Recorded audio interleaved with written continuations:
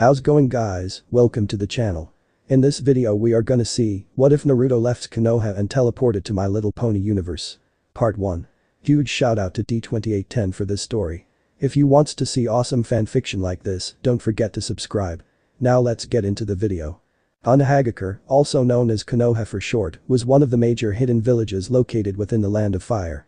In the past, the village was owned only by the Senju and the Uchiha clans. Now the village occupies various powerful clans, such as the foreseeing Hyugas, the brave Akimichis and the strategic Naras, making it the village with the most assets within the continent.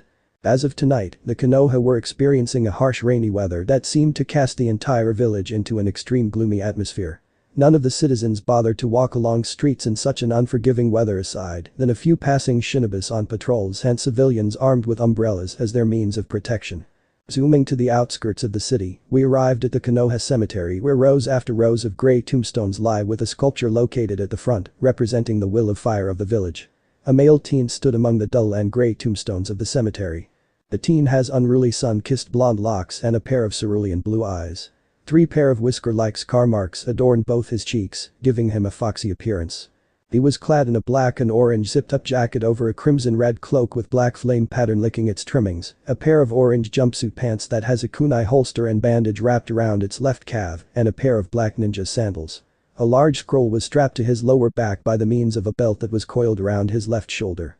Unfazed by the drizzle that soaked the teen to his bones, the blonde continued to stare at the particular tombstone in front of him with an unreadable expression. And it probably would have stayed that way had it were not for the voice inside his head. "It's time, Kit." A gruff voice mentally said within his mindscape. "If we don't leave anytime soon, they're going to find us." At first, the teen showed no sign of listening until he spoke, revealing his deep voice. "I know, kurama." Turning around and walking away, the sun-kissed blonde casted one final glance at the tombstone for a few more seconds. A look of apprehension flashed through his visage before casting a hand seal and disappearing in a swirl of leaves. Using the body flicker jutsu, the whiskered teen arrived at a forest clearing that was a good distance away from Konoha. The field was used to be a logging area to gather materials for rebuilding Konoha, as indicated by the numerous empty tree trunks scattered all over the place, but was abandoned once the Fourth Ninja War was over. "This is a good spot," he mentally thought to himself as he slung the large scroll he was carrying off his back and laid it on the ground. Unfurling the large scroll, the Jinchuriki was greeted with the sight of hundreds of ink-written kanji that either crisscross, circulates or overlapped one another, forming one huge web of kanji. "I just hope this works." "It will," the mental voice added. "We put a lot in the line for this."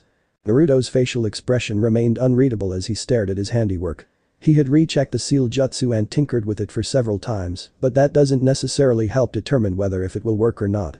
After all, it's not every day someone decided to create a jutsu that allows interdimensional travel in a matter of few months' time. Heck, he was surprised that he could even make one simply by referring through some old textbooks his godfather had left him with, as well as with the aid of his Biju partner, Kurama. If things came for the worse and the jutsu doesn't work, they might be stuck in the plane of time-space continuum. Only one way to find out, he declared as he bit his thumb and causing a trickle of blood to flow out before flipping into a blur of hand seals. If there's one crucial thing that he learned from this, it's that his teleportation jutsu absurdly took more hand seals than any other regular jutsu. It was also for this very reason on why he initiated it far away from Konohagakure. To ensure that no one would disturb him in the process. In the midst of his preparation, he managed to spare one last glance behind him. Though he could see nothing but foliage after foliage of leaves, he knew that's the rough direction of his hometown, Konoha. "Sorry guys," he muttered to himself. "All of you are better off without me." But that said, he slammed his palm onto the center of the scroll. Reverse summoning technique. For the first few eye-blinking seconds, nothing unusual happened. Then, just when he thought it painstakingly failed, he began to feel himself and his very life essence being tugged into the scroll. As if to reflect this happening, his body began to emit a soft yet ethereal glow. Almost in a similar manner to when he entered his tailed beast cloak mode, with the minor of exception of the conjured light being white in color. The blonde himself managed to notice this change before disappearing out of thin air, along with the scroll used to conjure the jutsu. It was fortunate that he didn't stall any longer because as soon as he was gone, a group of shinobi landed onto the clearing. "Where is he, Kiba?" one of them spoke upon landing. He had a pair of lazy yet calculative eyes, black spiky hair that were tied in a pineapple manner, and was clad in a long-sleeved dark blue shirt that had a red swirl printed on the upper part of sleeves over a forest green vest, a pair of pants that had the same shade of blue as his shirt, and a pair of black sturdy ninja sandals. The question was directed to another member who was riding a white dog that was as big as him. Contrary to the first one, the person named Kiba gave off a fur-like appearance with his slitted onyx black eyes and his brown hair spiked in all directions. To top it off, he was dressed in a leather attire consisting of a zipped-up black jacket as well as pants and a pair of ninja sandals. Said person sniffed the air a few times alongside his dog before coming with a reply, "His scent ends here." "But he's not here." "I already told you his scent ends right here, didn't I?" He answered back in distaste, obviously offended by the question. "Honestly, why do we even bother looking for him? It's not like we forced him to leave or anything. If anything, he deserved it." Apparently, that was the wrong thing to say as he was immediately subjected to a punch in the left cheek courtesy of the pineapple head, knocking him off the dog. With the palm resting on his injured cheek, he glared at the culprit. "What the hell was that for, Shikamaru?" "Shut it, Kiba," he warned darkly. "You of all people know the incident wasn't his fault. You wanna bet?" At this point, the two were inches away from each other's faces, and a conflict would have been ensued had it were for the intervention of one of their party members. "That's enough, both of you," a female of the group shouted, shoving the two several feet away from each other, with strength no woman should ever have.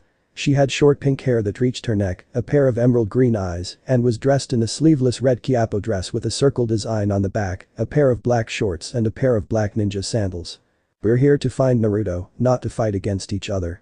"Sakura's right," another male agreed.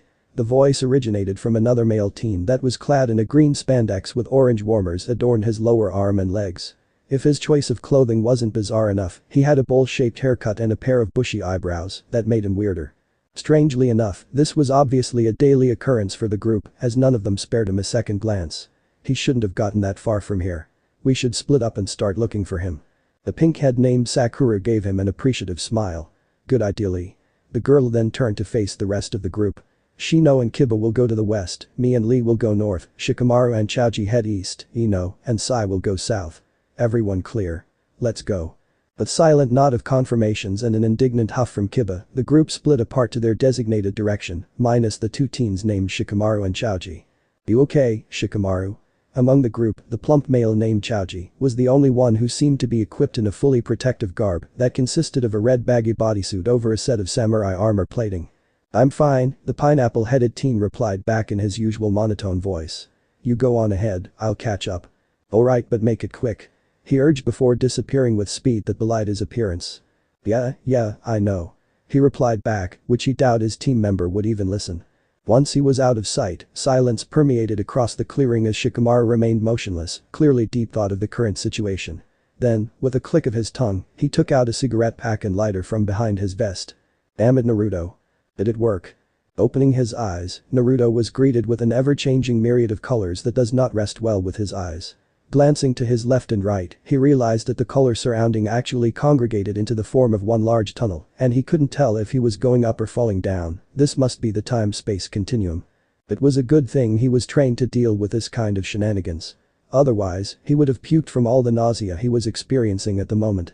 And puking in the time-space fabric was the last thing he wanted to accomplish in his to-do list. It does work. Don't get your hopes up just yet, Gaki. We still have yet to arrive to another world. Kurama mentally scolded. For all we know, we'd probably be stuck here forever. Naruto smiled at his partner's remark. That sounds nice. He wasn't sure if it was due to the space traveling taking its toll on him, but at this point, the blonde didn't really care where he was going to. He was already content simply from leaving the land of fire. If what Kurama said was true and he really does have stuck here, then that's that, he suppose. It's not like anyone's gonna miss him anyway, especially not after what he did. Naruto winced the moment that was mentioned. Yup, coming here was definitely a good call. Fortunately for him, the fates of another realm had prepared a plan just for him. "Do you think they'd look for me?" he asked after an undefined duration of silence. Who knew traveling would take such a long time? Kurama grunted in consideration. "Knowing that sensei of yours, he'd probably deployed all of the country's assets to search for you across the land of fire." He elaborated before grinning maniacally. You being smart enough to make a dimensional travel jutsu would be the last thing he'd possibly thought of. I'll take that as a compliment. Another moment of comfortable silence passed by and the blonde probably would have snoozed right there when the sentient being inside him spoke. "I'm feeling a strong presence of energy up ahead. I'd say we're nearing our destination," he pointed out. "Looks like we're not stuck here forever, after all." The statement prompted Naruto to glance up or in whatever direction he was heading to. Physics does not exist here. Sure enough, he could see a bright dot of white ahead of him, amidst all the multitude of colors that no doubt served as a ticket for him to leave this bizarre place. At least, he hoped it is. Brace for impact. That caught his immediate attention. Why? He asked a little suspiciously. Because I got this feeling that we won't be leaving this place without a scratch. Meanwhile, in another realm far far away from the Fire Country, a lone mare can be seen sitting on a chair and table and having a cup of tea on a beautifully designed white balcony, complete with perfectly polished marble-tiled floors and well-sculptured semicircled stone balustrade. The mare has a pair of sparkling pale magenta eyes, a quad-colored mane and tail consisting of light cerulean, turquoise, cobalt blue and heliotrope that seem to wave and defies gravity, and was coated in a rich light fuchsia gray fur that no doubt took plenty of effort to take care of. To further elaborate her grace, the pony had a golden tiara emblazoned with a purple diamond gemstone located just behind her alicorn horn, a golden bejeweled necklace with a similar shaped purple diamond gemstone in the center, wrapped around the base of her neck, and golden ornamented slippers adorned each of her hooves. It didn't take a scientist to tell that she was of royalty descendants. Ah, peace and quiet. She rejoiced. The white pony's lips curved into a smile as she gently took a sip of her tea. Nothing beats a morning than having a cup of tea accompanied by a few of her favorite crumpets early in the morning. It was this kind of small pleasures that made her look forward to living every day. Truth to be told, her schedule was actually packed for the next few hours, but no matter, that doesn't stop her from enjoying her already scarce break. After all, such was the fate of being a leader of a country. Sadly, as scarce her breaks were, her beloved bubble of tranquility was shattered when the ground underneath her suddenly shook, prompting her to nearly drop and shatter her favorite tea set. Alarmed, the mare quickly got off her seat and looked around in shock. What was that? Princess Celestia. Upon hearing her name being called out, Celestia spun around and saw two ponies galloping towards her. One of them was a mare while the latter was a stallion. Cadence, Shining. The first one was her beloved niece named Princess Mia Morcadenza, or Cadence for short. She had a pair of light purple eyes, and her feminine pony figure was enveloped in pale, light gray Cher's fur. Unlike her beloved aunt's four-colored, waving mane, Cadence's curly mane and tail only consisted of mostly moderate violet, with a few strands being moderate rose and pale gold, and was tied in a ponytail-like manner by a piece of sky blue ribbon. The stallion was her recently appointed lieutenant called Shining Armor. At first glance, the stallion's muscular body structure gave him an earth pony-like appearance, though the unicorn horn on his head meant otherwise. He had a pair of moderate cerulean blue eyes, a wild mane and tail that were a mixed color of moderate sapphire, cerulean and dark phthalo blue, and was covered in light gray fur. Rather than clad in jewelries like the first two ponies, the gray stallion was clad in a silver Greek-themed armor, consisting of a Trojan helmet with red plumes on his head, a chest plate, a saddle armor, and a set of gauntlets armed on all his four legs. We felt the ground shook just now. Shining exclaimed. Are you alright, Princess Celestia? I'm fine. The two sighed in relief, glad to know that their ruler was fine. What was that anyway? Is it an earthquake? Cadence asked worriedly. Celestia furrowed her eyebrows at that. While natural calamities still occur every now and then, an earthquake was the last thing her beloved Equestria would ever encounter due to its geographical location on the planet. I don't know, Cadence, but I doubt it's an earthquake, Lieutenant Shining replied on her behalf. But whatever caused the tremor, it's obviously coming from that direction. Pointing a hoof, the stallion prompted the two mares to avert their gaze to a faint trail of black smoke that was emerging from behind the mountain lines. Cadence squinted her eyes as she stared at the direction. Celestia could already imagine the gears churning inside her mind. Isn't that where Ponyville is? Now that you mentioned it, you're right, that is Ponyville. Shining agreed after mentally assessing it himself. What should we do, Princess Celestia? Celestia pondered deeply about this before she spoke. Lieutenant Shining, do you have anything today? The question caught said stallion by surprise, prompting him to briefly share an eye contact with Cadence. No, why do you ask, Princess Celestia? We'll be paying Ponyville a quick visit. Pain. That was the only thing Naruto felt as soon as he arrived at this so-called new dimension. Kurama wasn't kidding when he said he won't be arriving here without a scratch. While the jutsu had been relatively successful, it wasn't perfect enough to provide him with a smooth painless landing. This was proven by how the blonde appeared several hundred feet above altitude level before roughly landing on the ground and inadvertently forming a huge crater like a burning meteor. Note to self. Apply less chakra into the jutsu and try to make it as less painful as possible, he feebly whispered to himself as he remained splayed in the crater he created. Fortunately, he was saved from any more physical torture when Kurama's healing factor kicked in, snapping any misaligned bones back into place and patching up any open wounds. In a few minutes' time, he was completely healed. Upon getting off his crater and glancing at his newly profound surroundings, Naruto thought he landed at the Forest of Death, but quickly dismissed such thought. While the place certainly carried the same dark and gloomy vibe as his home place, the trees weren't as tall or thick, not to mention the place also have flora and fauna, he wasn't entirely familiar to his realm. Still having a slight headache from the dimensional travel, Naruto pressed a palm on his forehead to soothe the pain. He winced in pain however when instead of flesh, he felt something rock solid against his head. Puzzled, the blonde brought his hand into his line of view. He froze. Instead of seeing his palm like always, Naruto was greeted with the sight of an animal hoof. Not a hand, just a hoof. And it definitely belonged to him seeing that it was twitching and moving in accordance to his command. He then proceeded on looking at his other limb and was met with the sight of another hoof. Panic began welling up within himself, the knucklehead ninja frantically looked around him for something. Anything. His eyesight then rested on a stream of water flowing nearby, in which he wasted no time limping to like a crippled old man to examine his reflection. As soon as he did, he finally realized that it wasn't just his hand that underwent a change. Instead of his human form, he was in the form of a horse layered in orange fur. His spiky blonde hair was now turned into his mane that went along the backside of his neck. His cerulean blue eyes remained the same, but he could have sworn it glowed much more than usual. Just like any other horses, he too had a tail that comes in the same color as his golden locks. Naruto blinked. A moment of awkward silence permeated by before all hell broke loose. Then, he did what any sane man would do in his situation. What the hell? What the hell? He yelled incredulously, taking a step back from the stream and looking down at his newly profound body in pure shock. Why am I a horse? Ignoring his tenant's shock, Kurama burst into a fit of echoing laughter that resonated within his mindscape, obviously enjoying his partner's newly profound predicament. If he knew any better, this was the first time he ever actually laughed genuinely over something so ridiculous. Naruto scowled. Not funny, Kurama. He said bitterly. Not funny at all. I already warned you, didn't I? He finally spoke after his laugh died down. It's impossible for you to enter an entirely different dimension without encountering any problems. I'm surprised we're even alive here of all things. How am I supposed to know that I'd turned into a horse?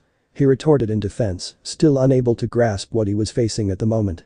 I did say the consequences can be anything, didn't I? He spoke. As much as I wanted to continue this stupid argument with you, you better get out of this forest first. Naruto sighed. He supposed he can't disagree to that. Fine, this place gives me the creeps anyway. After spending a few minutes fumbling with his equipment, he managed to strap his kunai holster and bandages wrapped around his left foreleg and his large scroll resting on his back, he finally began his journey. At least, that's what he intended on doing before majestically face-planting himself onto ground below. As it turned out, moving with his new sets of limbs was proven to be a tough problem for the blonde. Although the concept of moving was identical to him moving while crouching, his newly profound body structure, particularly of his horse hind legs, had more or less messed up his brain's command. Furthermore, he was still winded up from the dimensional travel, another thing he needed to tinker with in the near future. With shaky hooves, the blonde tried to step forward or anywhere for that particular matter, but immediately collapsed once more whenever he took a misstep or when his stance went wrong. You look stupid. Even a newly born offspring can move better than you do. Thanks for the vote of confidence. He replied sarcastically. Aki, don't move. Why? Because I look stupid. No, because we're not alone here. As if on cue, the blonde heard several menacing growls that echoed around him. It was only when he glanced around did he realize that there were several menacing green eyes materialize from within the darkness of the forest around them. For how long they had been there, he had no clue. Naruto instinctively entered a defensive stance which in his new body mainly involved him having to bend his knees to lower his body, but whatever preparations he had disappeared when one of the glowing green eyes finally emerged out of their cover, followed by 3 more. Kurama, what is that? The blonde whispered, taking a step back. At first sight, they looked like wolves, but instead of flesh and fur, they were made from branches and leaves from head to tail. Not only that, but they were also emitting green chakra-like light from between the crevices of their body. I don't know, but they're definitely not friendly, that's for sure. As if to prove his statement, one of the wolves snarled and lunged at him with his salivating fangs wide open, intent on having the blonde pony as his next meal. Overcome by his battle instinct, Naruto jumped and did an airborne roundhouse kick on the side of its head, causing it to shatter into a pile of leaves and twigs. The second one tried to pounce on him while he was still midair, but by the time it did, Naruto had returned back to solid ground and ducked under the wolf before roughly tackling it on its side, letting it receive the same fate like the first one before it had any chance to counterattack. The third and fourth were proven to be smarter than the first two as they tried to corner him from both sides, obviously trying to attack the blonde from his blind spot. Under a silent cue, they both charged at him at the same time. With a speed that belied his body, Naruto swiftly grabbed one of them by its muzzle before using the wolf as an oversized club and swung it on the other wolf that were inches away from him, simultaneously shattering the both of them into nothing but a pile of leaves and branches. "Huh, that was easier than I thought," he commented after making sure there wasn't any more around. "I was expecting more resistance." "Don't let your guard down. It's not over yet." "What do you mean?" was what he wanted to ask until he saw the tree parts remains of the wolves amid a greenish chakra-like glow. Oh. Ever so slowly, the green chakra-imbued leaves and branches levitated off the ground before congregating themselves into 4 separate clusters where they began further shaping themselves. Before he knew what was going on, the 4 wolves came back, prepared for a second round. Naruto groaned. "Oh Kami, don't tell me they're immortal." "They're not immortal, but they're close to being one." "That's reassuring to hear," he replied sarcastically.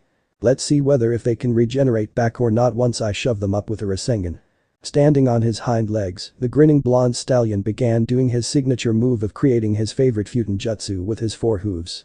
The wolves stopped their advancement at that, obviously wary after discovering that their next meal can fight back. But nothing happened. Puzzled, he tried forming a Rasengan once more, but still nothing happened. He couldn't even feel any chakra flowing. No chakra flowing. No chakra. "Kurama, remember the time when you said about this realm's term and condition?"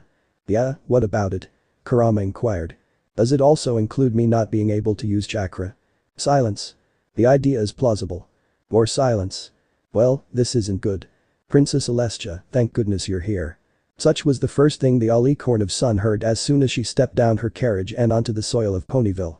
Looking front, Celestia was greeted with the sight of Mayor Mare, the current appointed mayor of Ponyville, accompanied by a few of the citizens behind them. None of them looked happy. "Miss Mayor, what's wrong?" she inquired. Said Mayor took a few deep breaths to calm herself down before she spoke. "A few minutes ago, there was a powerful explosion coming from the Everfree Forest," she reported. "It was disastrous, I tell you. The entire town was in complete pandemonium." Celestia and Shining eyed each other. They were going in the right direction, after all. "Are there any casualties?" The mayor shook her head. "Thankfully, nobody was injured." "That's good to know. Rest assured, Miss Mayor, we'll get to the bottom of this. In the meantime, I shall leave my guards with you." Said 4 Pegasus guards who were accompanying her, and Shining were surprised to hear that but said nothing otherwise. "Feel free to ask for their help if you need anything." "Understood, Princess Celestia. Oh, and please be careful when you're in the Everfree Forest, since this is the season when the Timberwolves appears." "Don't worry, we'll be fine. Let us go, Lieutenant Shining." She replied back as she turned around and head off in the direction of the Everfree Forest with a hesitant Shining armor in tow. Princess Celestia, are you sure it's a good idea to leave those guards behind?" Shining questioned once they were out of hearing range. "They're here for your protection, after all." "It's for the best," she replied back. Whatever caused that explosion had put the entire town on edge. And if you hadn't noticed, our unannounced presence here to investigate such unforeseen event alone has made things much worse. If we were to bring any more guards along into the forest, it'll rouse the citizens' suspicion into thinking that something bad has happened, putting them in more distress, and we don't want that." Shining was speechless as he listened to her reasoning. He never actually thought of that. While he was aware that their uncalled arrival would make the citizens of Ponyville slightly panic, he never thought of it to that very extent. "But what about the Timberwolves then?" he continued on. "What if they decided to attack us when we're inside the forest?" Celestia glanced at him with a knowing smile. "Why do you think you're here?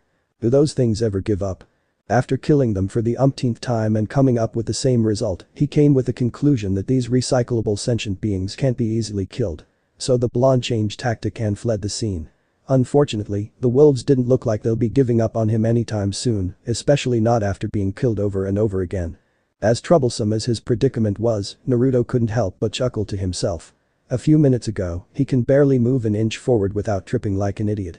And yet, here he found himself skillfully galloping across the dark and murky forest and avoiding unwanted obstacles as if he was a horse ever since he was born. It's no wonder Kakashi-sensei called him a fast learner. On the other hand, the wolves were slowly gaining ground on him, prompting Naruto to think of an alternative plan unless he wished to become wolf meal. Luckily for him, Kurama was already on it. "Kit, look on your left. There's a bridge over there." That prompted the blonde to jerk his head at said direction. Sure enough, there was a rope bridge that stretched long above a cloudy chasm.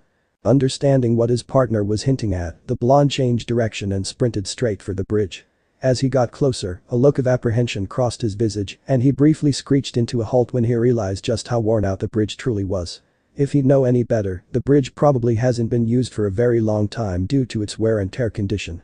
He didn't have the convenience of checking the bridge's integrity, however, when he heard the wolves howling a distance behind him, signaling his impending doom. Stealing his nerve, Naruto picked up his pace and raced across the bridge, all the while silently praying to whatever deities existing in this realm for the bridge to not collapse. The bridge creaked and groaned but remained intact otherwise. As soon as he got on the other side, the blonde-maned pony wasted no time on reaching for the kunai holster he had conveniently strapped to his left foreleg earlier hand. Only to curse loudly later on when he remembered that he have hooves instead of hands. His panic escalated further when the wolves burst out of the forest on the other side, finally catching up to him. "Kurama, how am I supposed to hold a kunai with this?" he demanded. Amidst the deep of his mindscape, the blonde can actually hear his partner fassip him.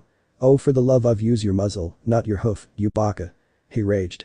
Gripping the weapon in between his teeth, he wasted no time in cutting the rope wrapped around one of the wooden stakes that keeps the bridge together. The rope broke with an audible snap. Meanwhile, the wolves have caught sight of him and were now heading for the bridge, oblivious to what he was planning on doing. The other rope was evident to be harder to be cut, and the blonde found himself struggling due to its tighter knot, and his poor oral grip on the kunai wasn't making it any better either. Just when the wolves were midway on the bridge, he drove the kunai straight into the knot in mix of desperate and anger, effectively snapping the rope in one swift motion. The result of his action came soon after when the bridge wobbled wildly, prompting the wolves on it to halt in their approach, before falling down into the clouded chasm down below and bringing the wolves along with it. In the last attempt of struggle, one of the timberwolves tried to grab one of the wooden planks of the bridge, only to fell into abyss along with his brethren when it broke under its sudden strain. Naruto silently watched as the unfortunate wolves fell deep into the chasm, with one final echoing howl. He wasn't sure how deep the rift was and whether if such long fall would actually kill them, but at least he knew they won't be chasing him anytime soon. Spitting the kunai out of his muzzle, the orange stallion let out a breath he didn't realize he was holding and plopped on his back when the adrenaline finally abandoned his body with an audible thud. "Dear Kami, that was close," he declared. "Way too close for comfort," Kurama added offhandedly. "What the hell was that anyway, Kurama? Why can't I use chakra just now?" It seemed I have overlooked some aspects of your body." "What do you mean?" he questioned, not liking where this was going. "After conducting a quick scan of your body, I found out that your physical body isn't the only thing that had undergone a change, but your chakra coils as well." There was a brief silence before Naruto full registered what he just said. "Wait, are you saying that I can't use chakra anymore? For a full-pledged shinobi, there was nothing scarier than permanently not being able to use chakra. And Naruto wasn't an exception for this." "Calm down, Gaki. I didn't say that you permanently won't be able to use chakra. Otherwise, I wouldn't be talking to you now, do I?" Naruto pondered about this. He had made a point. Kurama was a sentient being made entirely out of chakra. If he can't use chakra, the nine-tailed fox wouldn't still be here talking to him. "So what's gonna happen to me then?" he questioned once more. "As much as I loathe admitting it, I don't know. I've never actually encountered this kind of situation before, so I'll need some time to check it out. In the meantime, I suggest you get out of this forest fast before we encounter any more of those wolves or any other monsters that resides within this forest for that matter." Easier said than done. How am I supposed to get out of here when I don't even know where I am? Maybe investigating that building behind you would be a good start. Naruto raised a quizzical eyebrow. "Building? What building?" he inquired before turning around. "Oh, that building." A huge medieval castle loomed behind him. If the forest was scary, the castle was scarier with its ruined state, consisting of stone walls that have worn out from continuous weather influence, overgrown mosses that have decided to take hold on various parts of the castle remains, and the overall intimidating atmosphere of the entire place. Naruto stared at the huge structure with a completely blank look. How did I not see that? Your obliviousness knows no boundaries, kid. Equestria, what happened here? Parting away a few strands of her quad-colored mane from her eyes, Celestia gazed at the devastation before her that came in the form of a still sizzling crater in the middle of the everfree forest where Naruto previously was. Apparently, she had underestimated the situation than she thought it would have been. While the deforestation was a matter she should take concern of, she was profoundly more worried of the culprit who created this crater. Not even the strongest unicorn she was familiar of was capable doing magical destruction to this extent. Prodding onward to the edge, Celestia glanced at Shining who were down in the crater who currently investigating it. "Found anything, Lieutenant Shining?" said Stallion shook his head. "None." Aside than a few odd traces of lingering magic, I found nothing. Odd? Odd in what way? When I first examined the crater, all I sensed was just small traces of magic, but after doing a thorough scan, I realized that there are also traces of something else, an entirely different energy signature that I'm not familiar with. It behaves similar to magic, but at the same, it's not. Could it be black magic perhaps? Shining shook his head once more. Black magic usually emits a dark and malevolent aura, and this one doesn't have any of those characteristics. Well, this is disconcerting. What should we do? We're going to continue the search. Whoever did this, he or she probably hasn't got that far from here. But how are we going to do that? The Everfree Forest isn't exactly small, and if we were to call for reinforcements from Canterlot, the culprit would probably have been long gone by the time they arrived. He pointed out. More importantly, why would any pony be doing in the forest anyway? The alicorn of the sun fell silent as she pondered about this, and she snapped her head upwards when a light bulb flickered to life above her head. I may have a clue on where this pony had gone to. Shining evidently perked up at that. Really? Celestia nodded. I just hope I'm wrong. Meanwhile, in another part of the Everfree Forest, the blonde found himself occupied with another mind-boggling issue. And that issue involves him trying to get the front entrance of the castle ruins opened. Naruto gritted his teeth when the large double wooden door in front of him wouldn't budge, despite pulling his strongest punches. In normal occasion, he would have been able to easily pry it open with a single Rasengan or any other ninjutsu he had kept in his reserve, but seeing that he was temporarily unable to use chakra, he'll have to do it the old style. And that style of his wasn't working in the slightest at the moment. The blonde bashed it several times with his front hooves, but the door remained unperturbed, as if to mock his inability to use chakra. Poor Naruto was not amused, not one bit. "Come on, just stop it already," he growled agitatedly. His rage finally reached its boiling point. Naruto stopped. Naruto wasn't sure what happened at the moment in the midst of his rage, but he had a rough grasp of spinning around his heels and kicking the door with his hind legs in the classic donkey kick manner, a habit he does when dealing with stubborn vending machines. Strangely enough, the door opened. Okay, saying that he opened the door was an understatement. He literally blew the barred door off its hinges, creating a huge empty hole where the main entrance used to be located. Whoops. He finally said after a moment of awkward silence. I hope this place is really abandoned. I'd hate to be sent to jail for vandalism. Knowing your luck, we'd probably will. Ignoring his partner's remark, Naruto sneaked a peek inside. At first glance, he couldn't see anything except for pure darkness, but he managed to get over it in a short manner of time. If he thought the place was ruined from the outside, it was 10 times worse in the inside. There were shattered pieces of pillars and ceilings scattered all over the place, making it practically impossible for anyone to walk straightly along the corridors. The walls had deteriorated from years of weather effect, revealing the layer of dull-colored bricks that lie behind it, and there were wild plants and vines protruding from numerous crevices and cracks located within the interior. This place is huge, I wonder who lived here. He commented as he sauntered inside, all the while looking around for any hostiles. We can worry about that later. Right now, focus on finding clues that can help us get out of this forest. The blonde nodded. If his younger self had heard such thing, he would have whined from having to do such a boring task, but after partaking through the 4th Ninja War, the blonde had finally understood the true essence of gathering intel and everything he had learnt in the past. He just wished he'd known of it earlier hand. Otherwise, he wouldn't be here in the first place. Venturing through one of the dark corridors of the castle, the orange stallion arrived at what seemed to be a library section of the castle that was abundantly filled with dusty old books. Taking his opportunity, he tried to read a few of the books in order to get a rough grasp of the world he was in, but instantaneously reached a dead end when he realized that none of these books were written in Japanese language, though he did found something else. Among some of the books that provided him with picture references, bless Kami they did, he noticed that they have pictures of horses and any other animals but no humans. So I was right. Kurama spoke, breaking the silence. Naruto stopped reading the book he was holding to glance at the empty space in front of him. What's right? He questioned, as if the QB no Yoko was snoozing right there and not inside his mindscape. I've had my suspicions, but it seems we've arrived at a realm occupied by animals. You mean like the summoning animals realm? Close, except for the fact that the occupants of this realm do not utilize chakra like us. If those wolves we encountered a while ago were of any indication, I'd say they use a different form of energy. Naruto pondered about this before closing the book he was holding with an audible thud. As unsettling as the thought of being in a world with no humans existing, he can vouch for that, seeing that he used to be temporarily trained in one. At least he knows he wasn't the only one being a horse. Seeing that the library no longer served any more purpose, Naruto ventured to the other parts of the castle. He was just about to investigate the next room when his sensitive ears caught something. "Help us." Naruto halted within his tracks. "Did you hear that, Kurama?" "Hear what?" "I heard nothing. Please help us." There it is again. Following his instincts, he arrived at another huge pair of doors, with the minor difference was that this one was being more ornamental and well designed, with a faint outline of one horse on each doors, with their respective front hooves raised high to one another. It sounds like it came from the other side of these doors. Are you sure you're not imagining things? It could probably be just the wind playing tricks on you. That's what I thought when you first talked to me.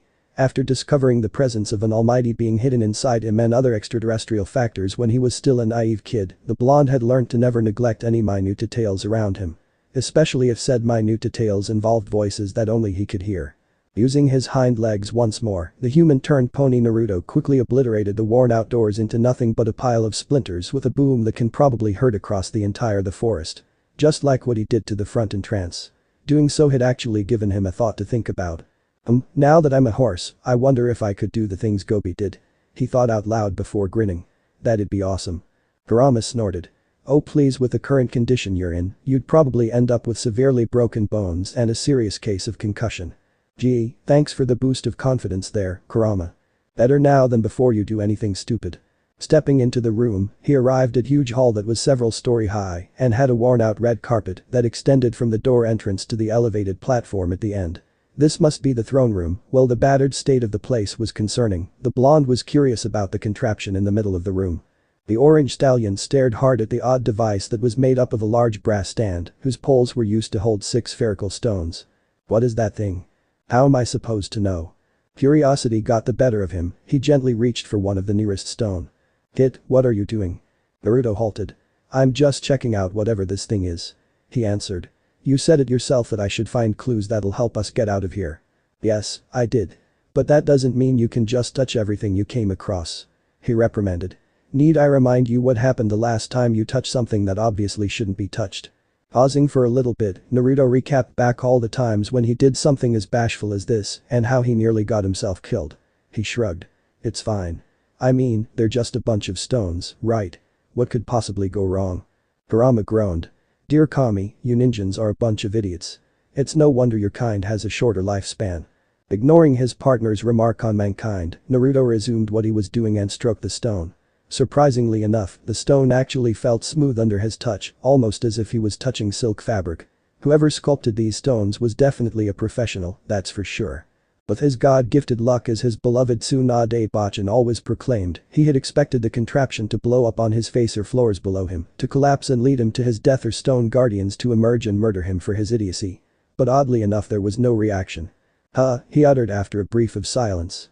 See Kurama, I told you it's going to be fine. The blonde was cut mid-sentence when all of the 7 stones suddenly emitted an ethereal glow, prompting Naruto to take a step back. What's going on? He demanded as the stones began to glow brighter and brighter, almost like it was about to explode. What's happening? We're going to die, that's what's going to happen. The QB no Yoko barked. Get out of there already. Naruto would have gladly obliged, but before he can even do anything, the stones engulfed the entire throne room in a brilliant flash of light, forcing Naruto to shield his eyes lest he wanted to be blinded. Princess Celestia, why are we heading to the castle of the 2 sisters? Shining asked worriedly as he trotted beside the white alicorn. Although he wasn't a citizen of Ponyville, he had heard enough stories from his colleagues and friends that revolved around said place. One thing for sure, none of those stories were comfortable to hear. I need to check up on something real quick. Celestia simply replied. She must have detected the uncertainty in the lieutenant's voice because she continued. You don't have to follow me if you want. I can manage myself there. Shining inhaled a shaky breath. As tempting as the offer was, he couldn't just abandon the ruler of Equestria because of some rumors. Particularly not in that castle of all places. No, I'm good. In the midst of their conversation, the alicorn and unicorn arrived at the broken bridge. The very same rope Naruto had cut loose a while ago. The bridge collapsed, he commented as he glanced down at the chasm and the remains of the bridge that was loosely dangling by their side of their cliff. Stand back Princess Celestia, I got this. Using his unicorn capability, Shining imbued the collapsed bridge in his signature light rose-colored magic power, prompting the bridge to slowly float upwards before connecting itself to the wooden stakes on the other side and fix itself. Truth to be told, they can actually magically teleport over there, but he didn't want to trouble Princess Celestia. Pressing a hoof on the bridge, the lieutenant tested the bridge a few times to make sure its integrity is ensured. He whistled. Twiley was right, that repair spell was useful after all. He complimented before turning around to face Celestia. We're free to continue. Celestia nodded. Good work, Lieutenant Shining. As the two slowly walked across the newly repaired bridge, the fog that previously obscured their visions parted away and the castle of the two sisters came into view in its ruined glory. Cold shiver ran down Shining's spine when he saw the castle, but he tried his best to ignore it for the sake of Celestia. Not too long after that, the two arrived at the huge gaping hole where the castle's front entrance previously was several minutes ago. Although Shining paid it no attention as he walked in, Celestia had briefly stopped her movement and casted the broken door with a suspicious look. Is something wrong, Princess Celestia? He inquired when he realized she wasn't following. It's nothing. She answered back as she resumed walking. Let's move on. Princess Celestia is not acting like herself. Shining thought as he glanced at his leader with a somewhat pitiful look. I guess even after all these years she's still haunted by that incident. Not wanting to trouble the Alicorn, the lieutenant decided to keep his muzzle shut and let Princess Celestia do her thing whatever it was. The journey throughout the castle was rather uneventful, but Shining had kept his guard up in case there were any hostiles nearby. Fortunately, aside than a few spiders and other creepy crawlies that had put Cadence into complete distress, he found none. Their trip came to an end when Celestia and Shining arrived at an open pair of large doors that were obviously led to the throne room. Just like the front entrance a while ago, the doors were widely opened, another thing that made her uncomfortable. As soon as she stepped in, the Alicorn of the Sun throbbed with pain and longing as she was swarmed by various nostalgic memories. Excluding its wrecked state, the throne room appeared exactly just like how she had last seen long time ago. Unfortunately, her memory reminiscing moment was cut short when Shining suddenly cried out. Princess Celestia, look, there's some pony over there. That broke Celestia out of her deep thoughts and prompted her to look away. Sure enough, there was indeed a pony lying in the middle of the throne room. How she didn't notice him a while ago, she had no clue. Meanwhile, Shining was a step ahead of her and had flash teleported to his side. Hey, are you okay? He called out, shaking the unconscious pony. The colt groaned a few incoherent words. Is he alright? She inquired once she arrived there. There was a brief silence before Shining spoke. He's fine, he's just unconscious, that's all. He reported. What is this guy doing here anyway? Celestia took the opportunity to examine him. Judging from his size, the blonde-maned, orange-furred stallion appeared almost the same age as Shining and was obviously an earth pony due to the absence of a horn or wings. Just like most ponies, he doesn't wear any piece of clothing minus the pouch strapped to his left foreleg and the fancy-looking scroll slung over his back. What should we do? He inquired. Celestia bit her lower lip, obviously thinking deeply about this. Aside than the blonde colt she was looking at, they didn't find any pony else in the Everfree forest. Thus, it made him the most susceptible suspect so far. So Celestia came up with the only conclusion she can do at that very instant. Prepare the carriage. We're bringing him back to Canterlot. Oh Kami, where am I now? As the sudden flash of light's intensity ceased, the blonde opened his cerulean blue eyes and expected to see the castle ruined grounds once more. Instead, he was standing in a blank white void which he assumed was another part of his mindscape that he never treaded through. How he came up to such conclusion he had no clue. Probably due to the fact that this wasn't the first time he ventured through such places. Kurama. He called out as he looked around. Anyone? Silence. Frowning slightly, Naruto pondered hard on how he got here when something clicked inside his mind. Am I idiot? Had he done it? Had his stupidity really became his downfall? Or was it because Kami hated him so much that he decided to conclude his life in the most stupid way possible? Fortunately, his negative thoughts ended when he felt something shone above him. Glancing up, he was greeted with the sight of 6 floating hexagonal gemstones, each having their respective colors of red, purple, violet, green, yellow and blue. Bathed in pillar of white light, the well-sculptured gemstones were easily the most beautiful thing he ever saw in the blonde's life. Whoever made these stones was obviously an expert, though he had this odd feeling that they weren't man-made regularly. However, as beautiful as they were, these stones also seemed to emit some sort of an aura that he couldn't help but felt ease with. Almost like him when he entered his tailed beast cloak. Ahai. Naturally, the stones gave no verbal reply. Instead, they proceeded on floating closer towards and formed a ring around him. Once they were in place, the stones then began twirling around him at a constantly increasing speed until they were nothing but a glowing ring of white with him still at the center. The stones were spinning so fast that it triggered a whirlwind that caused his blonde mane and tail to whip wildly and his orange fur to stand on their ends. Finally, a single word alone served to break him out of his stupor. That voice. It's the same one he heard when he was in the castle ruins. did the stones just talk to him? Whereas talking gemstones weren't the weirdest thing he had encountered in his life, there were already plenty of things that took such spot that didn't make it any less disturbing. If he knew better, fate had a way of frequently involving him with inanimate objects that may or may not try to kill him on sight. For several millennia, we have stayed dormant, simply doing nothing but waiting for the arrival of the chosen one. Yup, the stones were definitely talking to him. Either that or he was having a serious case of concussion from the impact of the fall. And now you're finally here. As if on cue, glittering particles was scattered from the rings and spread away from him in an outward manner.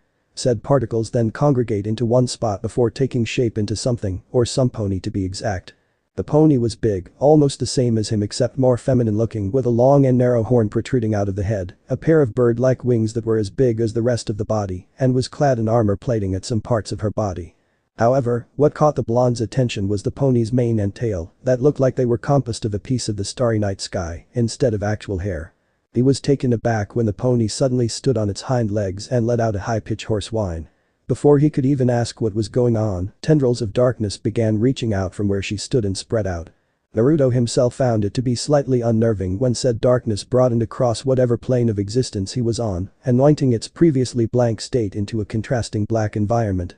As soon as it happened, the silhouette of the pony disappeared and was replaced with another presence.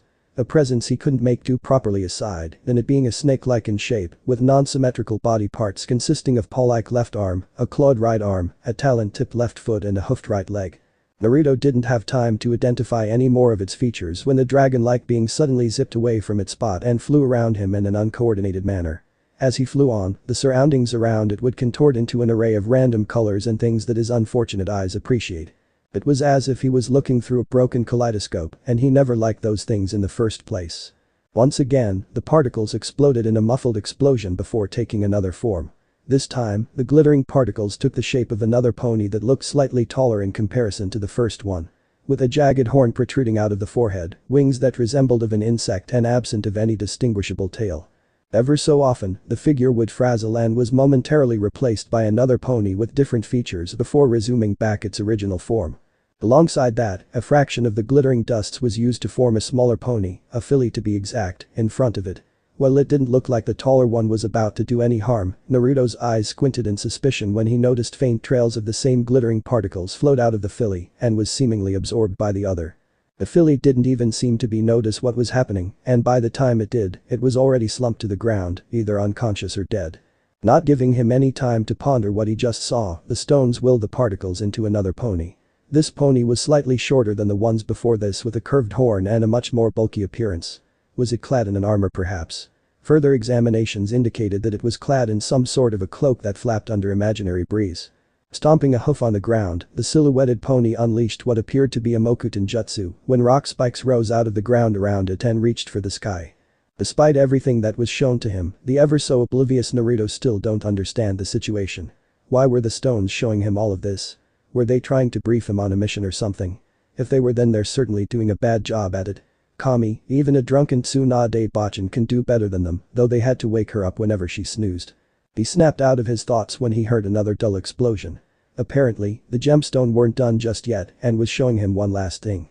Unlike the first four, the particles this time resembled no distinctive shape and was scattered all over the place like stars in a nightly dim sky, no head, no arms, no legs or anything for that matter.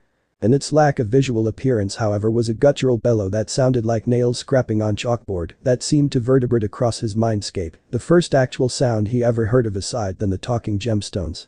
The blonde himself flinched upon hearing it as it served to remind him of a very unpleasant memory. A memory he wished he no longer be part of. Equestria is in great need of help, chosen one, and only you are capable of doing such feat. Me? What do you mean me? I just got here. He demanded incredulously. Kami, I don't even know of this Equestria you're talking about. Silence. Rather than giving him a straight answer, the still spinning stones glowed insignificantly brighter. Sensing something was about to happen to him, he cried out once more, "Hey, you didn't answer my questions. All of your doubts shall be answered soon enough, chosen one. For now, your utmost presence is required in the real world." Not giving him any room to talk, the ring of light around him shone brighter and he found his conscious being slowly dragged into the real world. As his consciousness slowly rekindled, Naruto can already tell he was in an entirely different place upon sniffing the familiar scent of disinfectant instead of the murky smell he smelled the last time he was awake that lingered through the air. Opening his cerulean blue orbs, his suspicion was confirmed when instead of the dark and craggy environment, he was greeted with bright and warm scenery. Cautiously, the blonde stood up from the bed he was laying on and began surveying his surroundings. With the enamel white curtain that ringed around the bed he was on, the rack full of medicines and tomes on the left and the writing desk on his right, not to mention the sanitized air, it didn't take a Nara to tell that he was in an infirmary of some sort. But the main question was, who brought him here and why? He didn't have to ponder long when the door suddenly opened and a pink mare clad in nurse attire stepped into the room. "Oh, good morning, you're finally awake, I see," the mare greeted. Naruto could only give a silent reply at that, too shocked by the sight of the pastel-colored pony to say anything despite being one himself. Unfazed by his lack of response, the mare casually trotted to the side of his bed and spoke, "How are you feeling at the moment? Do you feel any pain of some sort? A headache or a sore muscle perhaps?" Still in the state of utter shock, it took a while before his brain finally registered that she just asked him several questions. No, I'm good, I guess." "That's good to hear, but just to be safe, I'll need to do some examinations." There was a momentary pause before she continued on, this time in a surprised manner. "Oh, and where are my manners? I'm Nurse Redeart by the way, but you can call me either by Nurse or Redeart for short. And you are?" "Naruto Uzumaki," he replied back. "Naruto Uzumaki, huh? That's quite a peculiar name you have there," she remarked as she took a pen in her mouth and jotted a few notes down on the clipboard she was carrying the entire time. He didn't have a comment on that. Who names their offspring as Redeart? It almost sounded like a title rather than an actual name, just like how his father was called the Yellow Flasher guy as the Green Beast. Then again, this was an entirely different world than his, so it's probably their standard etiquette of some sort. "You said you'll be doing some examinations, what kind of examinations exactly?" he asked, recalling the previous ones he had with a certain busty blonde and a pink head. None of which were pleasant memories to him. "Nurse Redeart. Don't worry. It's nothing extreme." The whiskered blonde would be lying if he didn't have a hard time believing that. Past experience had led him to believe that physical examinations involved having his joints being bent at angles that weren't possible and his mental capacity tested to the very utmost limit.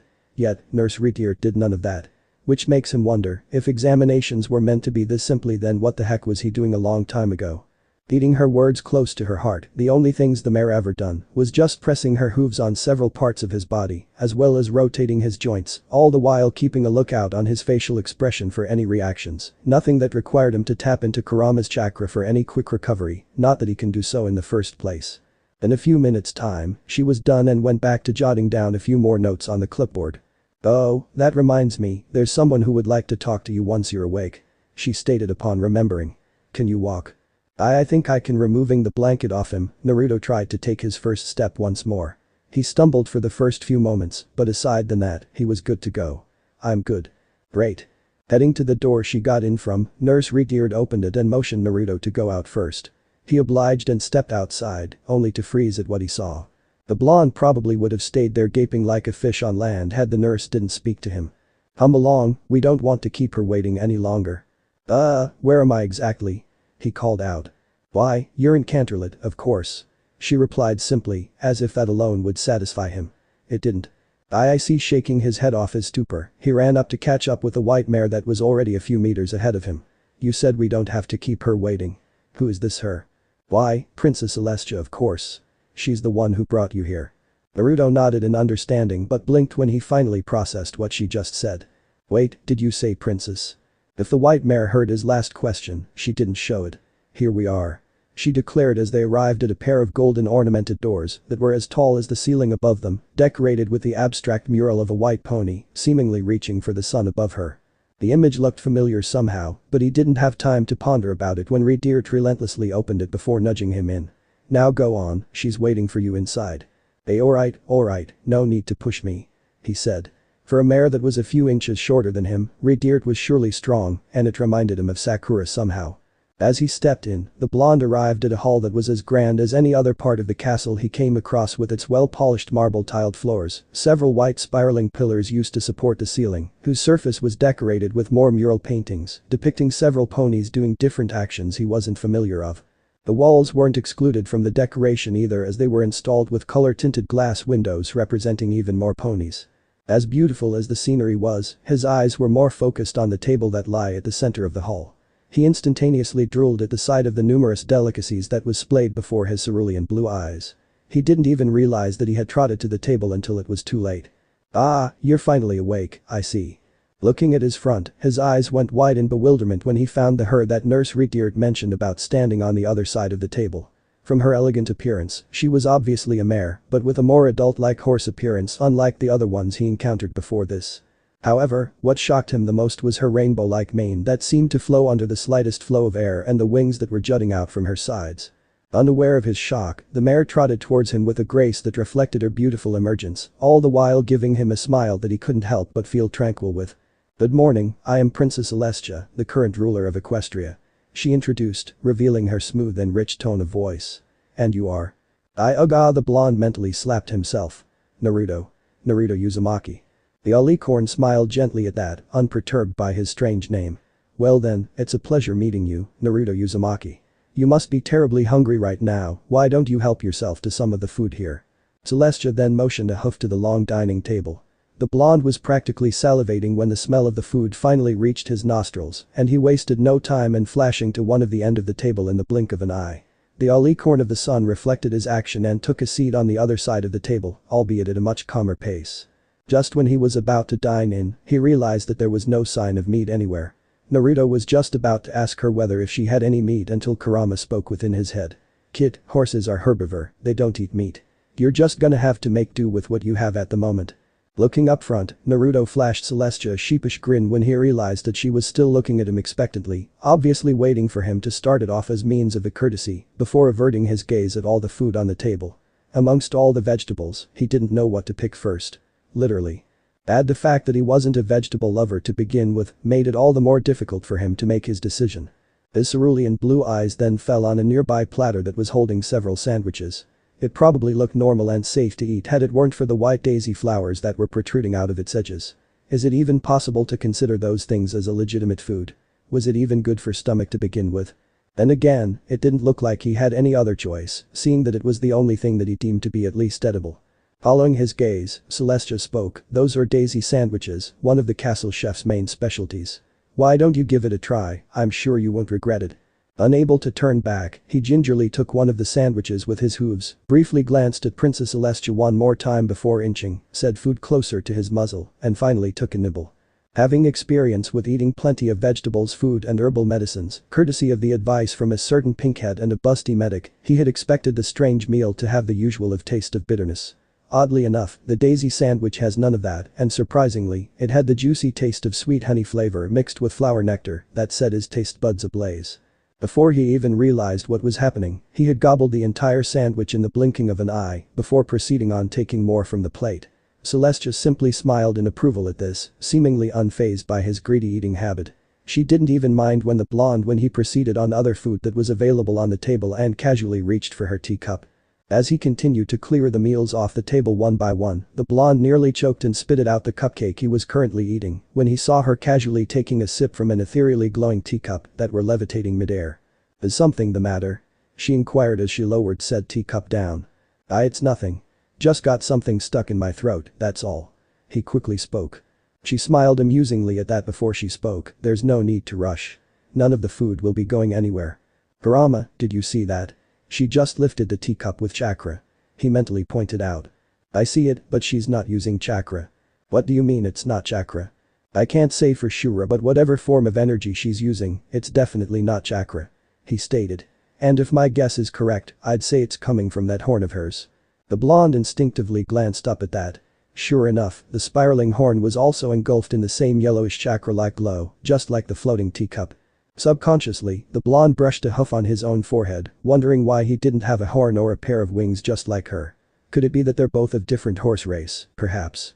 If that was the case, what was he then and what was her? Sadly, all these questions had to be put to the back of his mind when Celestia struck a conversation once more. "So how do you find the meal, Mr. Uzumaki?" "Great," he replied back without missing a beat before remembering who he was talking to. "I mean, the meals taste great, Your Majesty." Celestia chuckled at that.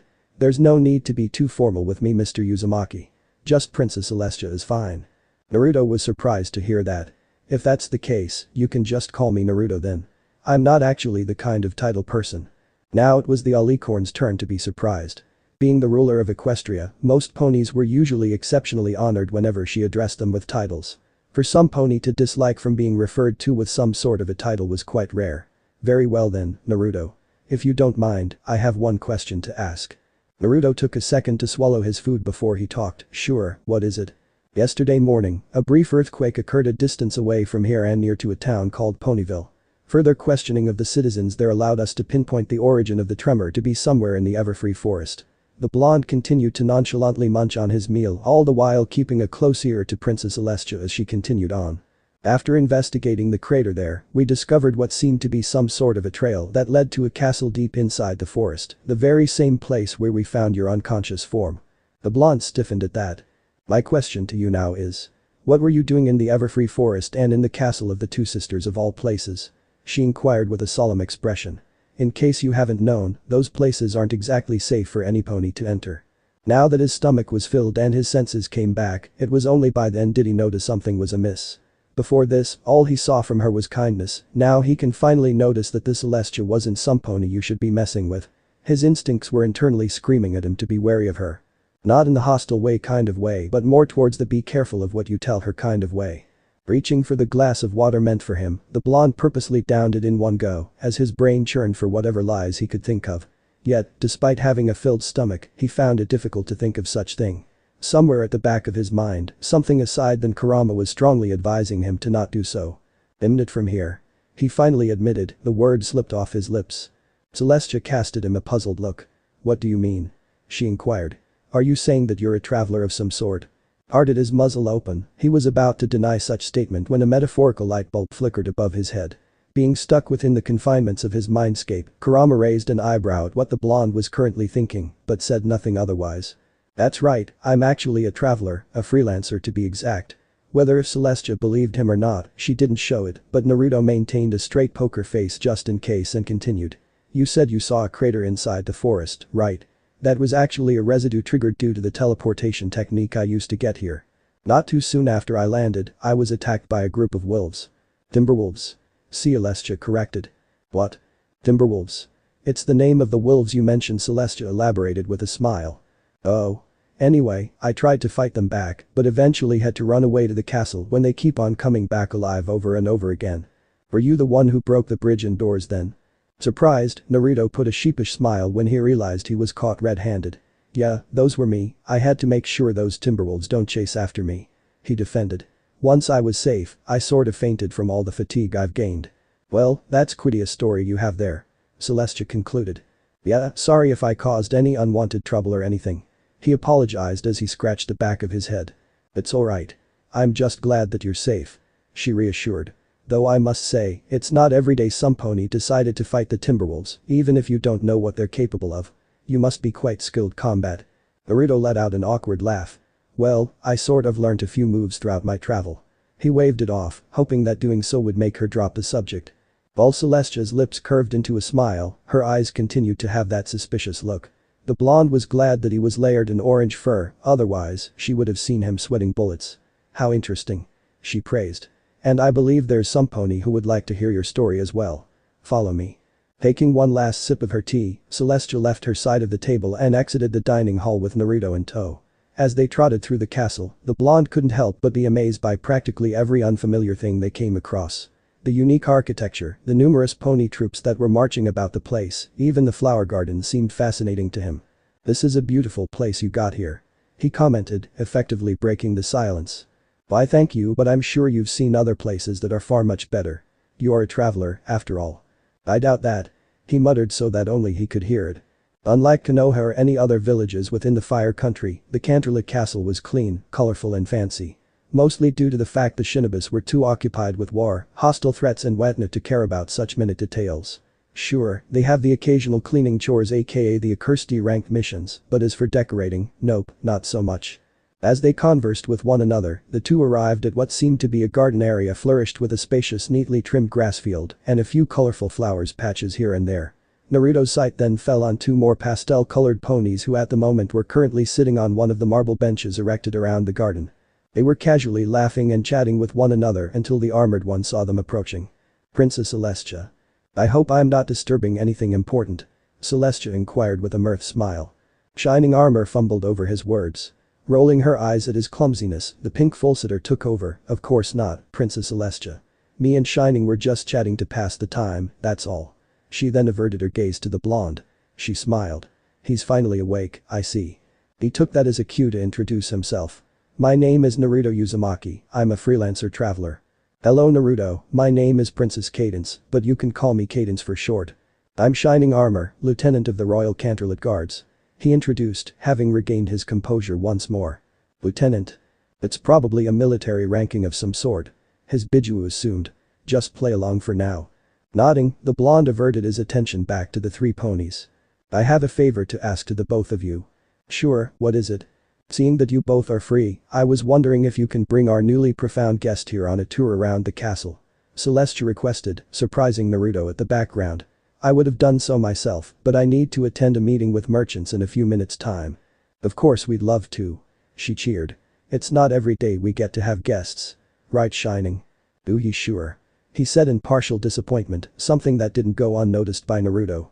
Celestia smiled at that. Wonderful, I'll leave him in your capable hooves then. She responded before facing the blonde. I look forward to seeing you again later during lunchtime.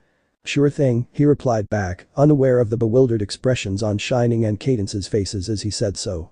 Still smiling, the alicorn of the sun trotted away from the garden, leaving the blonde under the two's care. So where do you want to go first, Naruto? The pink alicorn inquired once she was out of sight. Are you sure it's okay? Naruto inquired. I don't want to be a drag or anything. Understanding what he was hinting at, she quickly interjected, it's fine really. Shining is just sad that our dates kept on being interrupted, that's all. I'm still here, you know. The lieutenant grumbled. And you make it sound like it's a good thing. Shining, Princess Celestia asked the two of us to do a favor for her. How can we refuse to that? Decided that. I know but still. Feeling a little sympathetic for her lover, the alicorn of love approached him and used a hoof to lift his head up. Tell you what, if you help me bring Naruto on a tour around the place, I'll make sure our next date to be the pink alicorn paused to put in a dramatic effect. Extra special. Said lieutenant perked up at that, albeit slightly. You promise? I promise. Alright, he said with a soft smile. I'll trust you. As they stared into each other's captivating eyes, the two ponies found themselves slowly inching their muzzles towards one another. And it probably would have escalated further had Naruto didn't clear his throat, a silent reminder to the two Leveponies that he was there as well. Blushing, the two took a step back all the while sheepishly laughing to one another. So, where should we start? This here is the kitchen area, the place where our meals are cooked and prepared. Naruto could only gape at that. This was a kitchen area. Kami, it was so huge. Then again, the blonde suppose he was partially at fault for this, seeing that the only kitchen he ever saw was the pathetic one in his worn-out apartment, Tucci's glorious raiment stand, and the occasional BBQ stand. On the left side of the kitchen, the blonde saw a total of 5 stoves, 4 being gas-operated, while the last one was traditional coal-orientated next to several oak shelves and cabinets that probably hold the small ingredients such as spices and dried food. While on the right there were the typical sinks and a dishwasher used for cutleries and other wetness. A huge stainless steel refrigerator stood at the end of the kitchen, which obviously was used to hold more food ingredients, and Naruto assumed most of them being vegetables. The long and narrow tabletop was the key area though, as it occupied practically majority of the kitchen space and was littered with numerous kitchen tools that he wasn't entirely familiar of. Adding to the prosperous atmosphere was the numerous cooking staffs that were roaming about the place, each dressed in the standard chef uniform, consisting of a white puffy hat and a white buttoned-up top that seemingly unable to remain rooted at one spot for too long. A few passing by ponies bowed in respect upon noticing their presences, but immediately went back to work soon after. Quite a busy place you have here. Cadence nodded at that. The chefs here in the castle take their job very seriously. I can tell. Speaking of seriously, Shining remarked, earning the other two's attention. There's Gustav over there. Hey Gustav. Having seen so many ponies in the area, the shinobi had expected this Gustav character to be a pony as well. Wrong. Naruto involuntarily took a step back when a figure emerged out of the crowd. Instead of a pony like he expected to be, Gustav didn't know what he was actually. First sightings indicates him to be a lion of some sort, but with the minor difference of an eagle's head instead of a lion's, a set of 4 talon-tipped legs instead of a cat's paws, and a body covered in feathers instead of fur. If the sight of such an unidentified mythical being wasn't strange enough, he had a black curly mustache on his yellow beak. Well, if it isn't Princess Cadence and Monsieur Shining Armor. He exclaimed in a deep French accent. Bonjour. What brings you two here in my beloved kitchen? Another round of my wonderful breakfast perhaps? Good morning to you too, Gustav. And no, we're not here for second rounds. She politely replied back. We're just here to show our guest around the castle, that's all. Moving aside, she then proceeded on introducing the newcomer. Gustav, this is Naruto, he's our new guest for today. Naruto, this is Gustav, he's the head chef here in this castle. Bonjour. Gustav Legrand, at your service. He proudly greeted, his left forepaw raised for a hoof shake. The orange stallion was skeptical at first, but shook his claw nonetheless. Naruto Uzumaki. As much as I wish to entertain you, I'm afraid I can't. My presence is needed for the preparations of Z-lunch. He stated with an apologetic smile. Very sorry for this inconvenience, Monsieur Naruto. Naruto inwardly groaned. First, it was Mr. Uzumaki, now it's Monsieur Naruto. Why can't they refer to him normally? Cadence shook her head. It's fine, Gustav, we're not planning on staying here for too long. Cadence spoke. Come along, Naruto, we still have plenty more places to explore. This is the main archive. Cadence introduced again. It's pretty self-explanatory, but this is where ponies do their studies. Standing at one of the many balconies available, Naruto got a perfect overview of the maze of bookshelves below him. Contrast to the bustling kitchen a while ago, he only saw a few ponies trotting about the place, either dressed in scholar robes and hats or librarian suit uniforms. This place is huge. He commented. It should be. Considering how that all of this belongs to Princess Celestia. Naruto couldn't help but whistle at that. This is Princess Celestia's collection, huh? Did she mention how many years it took to gather this much? Hearing no answer, the blonde looked back only to see the two trotted down the stairs that was positioned at the side of the very balcony he was on. Hey, wait up. Catching up with the couple, the blonde finally asked the question that bugged him. So why are we going inside the library again? There's some pony we like you to meet. They both answered in unison. Who? You'll see. As they turned around a particular corner, Naruto caught the sight of a filly that was as tall as his legs. She had flat-rimmed mane and tail that were a mix of sapphire blue and violet, with a few strands being brilliant rose, and was covered in a well-matched pale, mulberry-colored fur. As of the moment, it didn't appear like she noticed there as she was too engrossed in reading the book. There she is. The lieutenant said when he saw who it was. Hey Twily. Said Little Mare glanced at their direction upon hearing her name. She smiled brightly. Oh hey Shiny, hey Cadence. What are you reading? Cadence said, tilting her head to get a better view of the book's content. Calculus. She simply replied. Aren't you a little too young for that? Cadence asked with a raised brow, but a knowing smile. Since when I'm not? She answered cheekily before tilting her head to the side and look at the orange stallion. Who's that? Twily, meet Naruto Uzumaki, he's our guest here in the castle for today. Shining introduced. Naruto, this is my little foal sister, Twilight Sparkle. Do these ponies have a thing for weird names or something? I'm sure they'll say the same thing if they go to our world. Hello, Twilight. He greeted with his signature foxy grin. If he knew any better, she was scrutinizing him with those calculative eyes of her, not in the kind of a curious child seeing something new, but more towards how a professor would examine an interesting specimen. Hello.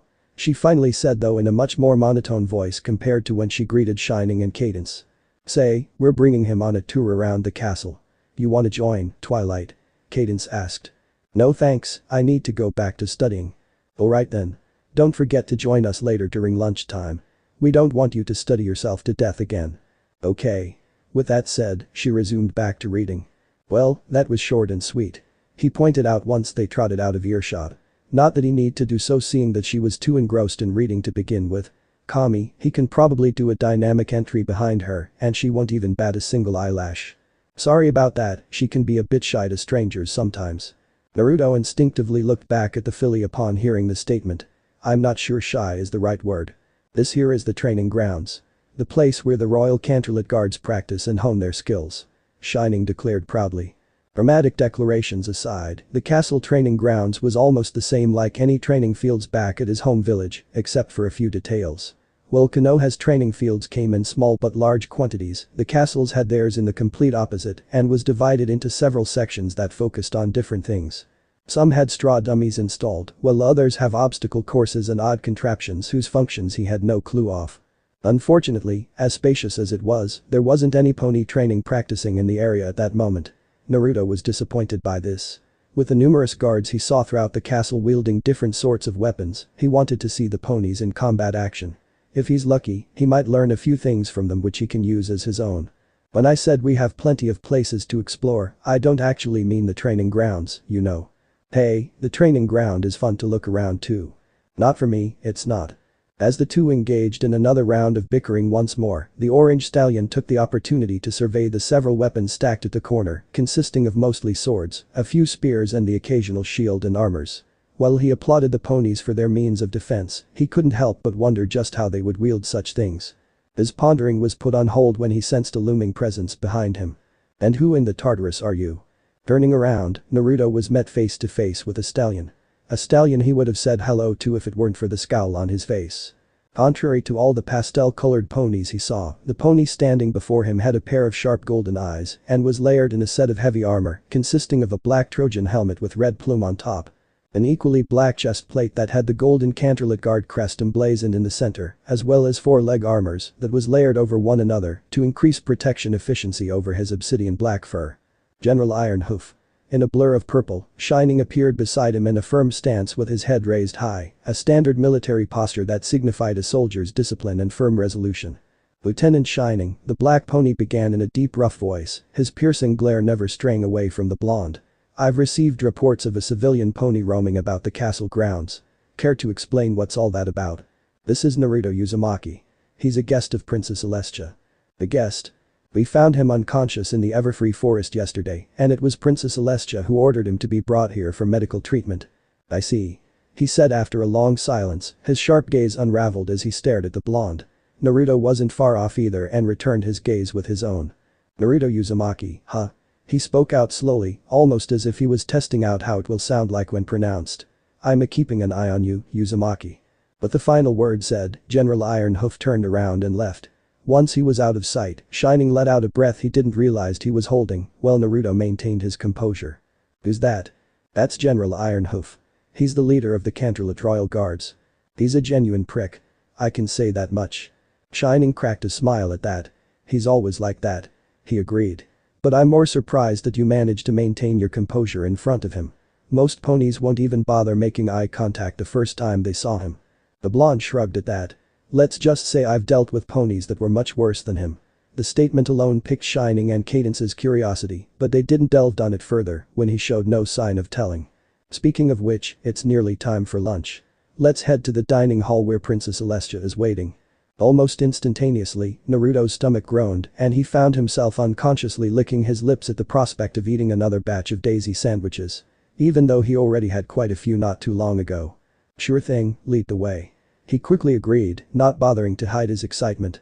With Cadence and Shining up front leading the way, he was just about to follow them when he suddenly felt something. What was that? He questioned to himself as he looked around in pure confusion. I could have sworn I felt something just now. Whereas his battle instincts weren't tingling, something was tugging him at back of his mind, something bad. And it was never wrong before this. Finally making up his mind, the orange stallion casted the couple one last glances before silently trotting to the opposite direction. Relying on his instincts alone, the blonde found himself wandering into a part of the Canterlot castle he haven't went through. He was in uncharted territory. As indicated by the General Iron Hoof's reaction upon seeing him, he's going to assume that his presence in the castle wasn't notified to all the staffs. As such, he needed to keep a lookout on all the guards that were patrolling by. Simple as that. At least, it would have been simple had it weren't for the fact he now had hooves that does not go well with the marble floor. Eventually, Naruto found himself on another grass patch field located on the other side of the castle with nopony in sight, something that greatly puzzled the blonde. If there wasn't anyone in the area, then why were his senses telling him to get here then? Could it be that he was just imagining things? He shook his head at such thing. No, something was definitely going to happen here. He can feel it, his instincts never failed him before and it never will now, but what? The blonde broke out of a stupor when a piece of papyrus paper flew across his line of sight and landed near his feet. Curiosity got the better of him, he picked it up and gave it a quick read. As expected, he couldn't understand a single since it was written in this world's language. But why was it here? Help. Glancing up, his eyes went wide in absolute bewilderment when he saw a certain purple dangling helplessly on one of the crenellation gaps, several meters above his very spot. Even though he was living in a world full of pastel-colored ponies, the blonde can easily recognize the filly from a mile away. Twilight. Naruto. She said as she looked down at him, tears swelling under her eyes. I can't hold on much longer. Hang on. Easier said than done. Without chakra in his disposal, there was no way for him to get up there in time. Going around it was definitely out of the question either, since that would take a much longer time. So what should he do? More importantly, what can he do? His heart took a double take when the inevitable happened and Twilight's hoof grip on the edge finally gave up and she plummeted down with an echoing scream. His mind gone blank, Naruto dropped the paper and galloped straight for her falling figure with all the agility his chakra-less body can muster. "Are you sure he was with you the entire time?" Celestia inquired. She had been in the dining hall, simply waiting for lunch to be served as well as the three to arrive when Shining and Cadence busted into the place with distressed looks. Needless to say, it can't be anything good. Her suspicion was confirmed when she heard their story of how the blonde suddenly disappeared just when they were about to head for dining hall, almost without a single trace of sound. "Yes, he was with us throughout the whole time, but then he suddenly disappeared just when we're heading to the dining hall." Cadence spoke, concern evident in her tone of voice as she paced back and forth. "I'm sure he's fine. He probably went to the toilet or something." Shining tried to calm her down. "But we haven't showed him where the bathroom is."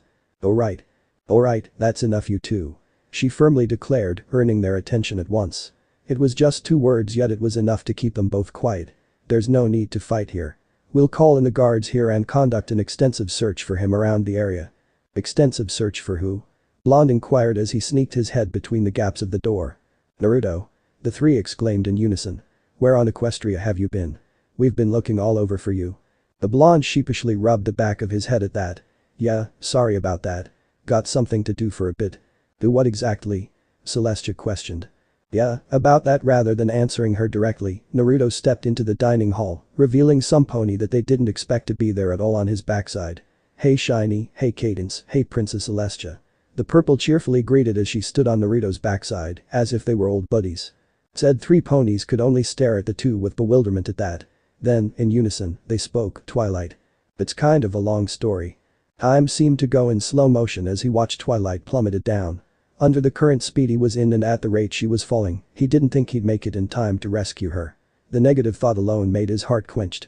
However, just when he thought he wouldn't make it, a surge of energy suddenly coursed through his veins, and the blonde soon found himself galloping horizontally along the castle walls in a speed that would put the Wanderbolts to utter shame. As shocked as he was, he didn't have time to question what just happened and immediately jumped off and caught the little filly mid-air. Once he was secured under his embrace, he prepared himself for impact, all the while making sure that she won't be affected by the wall. It wasn't going to go well for his side, but he couldn't care less so as long as she's safe. Thud. Yup, definitely won't go well for him.